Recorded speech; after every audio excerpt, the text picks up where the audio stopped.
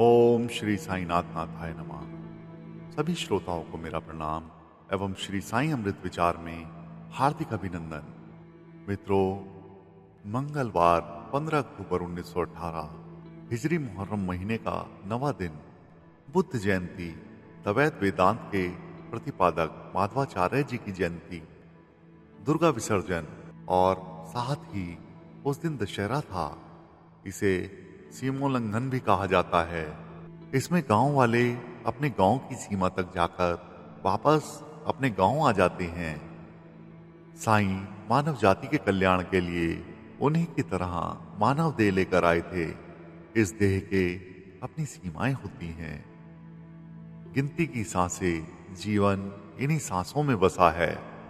जब तक यह चल रही हैं, हम चलते रहते हैं।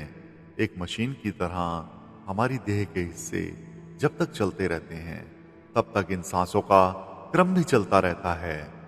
जब ये जवाब दे जाते हैं तो सांसें भी थक जाती हैं और फिर धीमे धीमे थमने लगती हैं।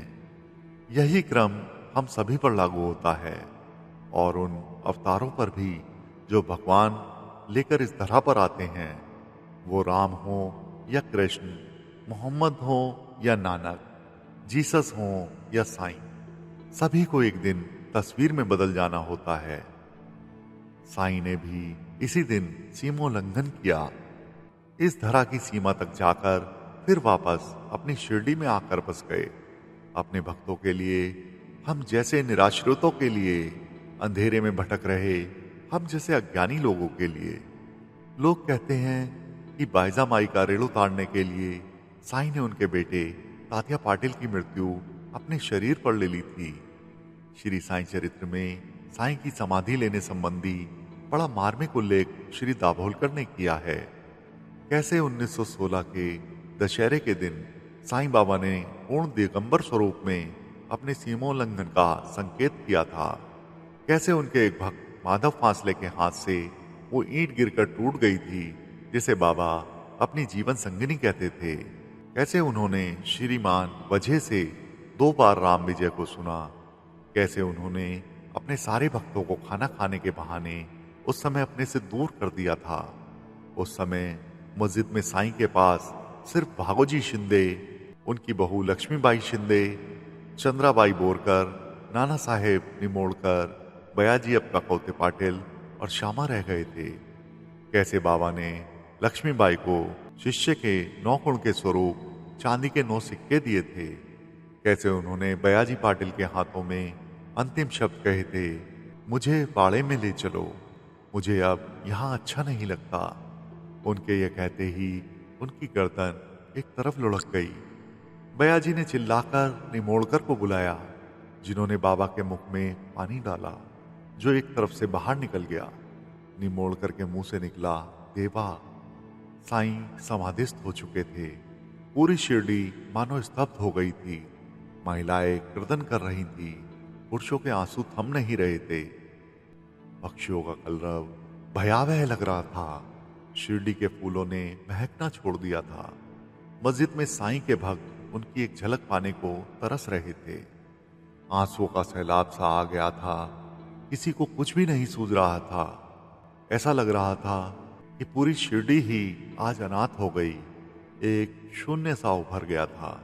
पिछले 60 वर्षों से शिरडी को अपने अंदर समा लेने वाला, भिक्षा के लिए पुकारने वाला फकीर, अपनी ऊदी से निष्प्राण में जान डालने वाला औलिया, बच्चों के साथ खेलने वाला अलमस्त पीर, अच्छे और बुरे का भेद समझाने वाला मुर्शिद, कभी डांट से तो कभी प्यार से उपदेश देता सदगुरु, परेशानियों से बचाने वाला ईश्वर, लेंडी बाग को अपने हाथों से सींचने वाला बागवान, वो अनबुझ पहेली जिसे लोगों ने साईं बाबा कहना शुरू कर दिया था, वो आज नहीं रहा। लक्ष्मण मामा को स्वपन देकर अपनी काकड़ आरती करने का आदेश देना, पंढरपुर दासगणु महाराज को सपने में मस्जिद का भरभराकर गिरना दिखाना, मृत्यु के 50 घंटों बाद भी शरीर में अकड़न का कोई निशान नहीं, उनकी अंतिम क्रिया पर विवाद और उसका सुलझाना, गुरुवार के दिन ही उनके पार्थिव अवशेष का अंतिम संस्कार, साईं के चमत्कार और उनकी लीलाएं लगातार जारी थीं।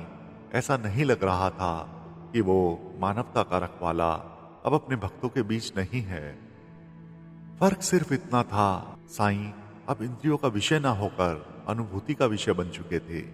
वो अब दिखाई नहीं दे रहे थे, न ही अब साईं सुनाई दे रहे थे, लेकिन उनका ना होना उनके होने जितना ही सशक्त लग रहा था।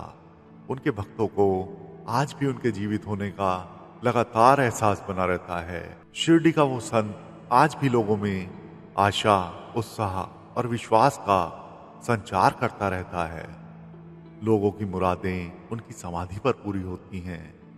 अपने भक्तों के आंसू साईं आज भी पहुंचते हैं। श्री साईं चरित्र का पावन ग्रंथ साईं के रूप में उनके जीवन से लोगों को आज भी जीने की राह सुझाता रहता है। साईं के चमत्कार उनकी ऊदी के माध्यम से आज भी होते रहते हैं। जीवन काल में अलग अलग समय पर साईं के अभयकारी वचन साईं के भक्तों को निराशा से उबारने का काम करते रहते हैं। अपनी भक्ति को श्रद्धा और सबूरी से श्रृंगारित कर इंद्रियों को एकीकृत कर साईं को निष्काम, निष्कपट, निष्कलंक और निश्चल भाव से साईं को बिना शर्त समर्पित कर दो और अपना अच्छा और बुरा सब साईं को समर्पित कर दो।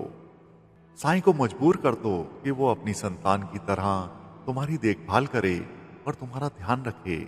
ऐसा करने से तुम्हारे अंदर का अभिमान स्वाभिमान में बदल जाएगा, भय अभय में बदल जाएगा। फिर जो कुछ भी तुम्हारे साथ हो रहा है वो साईं से ज्यादा साईं में तुम्हारे विश्वास का फल है। मित्रों, श्री साईं अमृत विचार श्रृंखला का आज हम समापन कर रहे हैं। हम शीघ्र हाजिर होंगे किसी अन्य भक्तिमय श्रृंखला को लेकर। तब तक के लिए बाबा सबका भला करें। ओम साईं राम।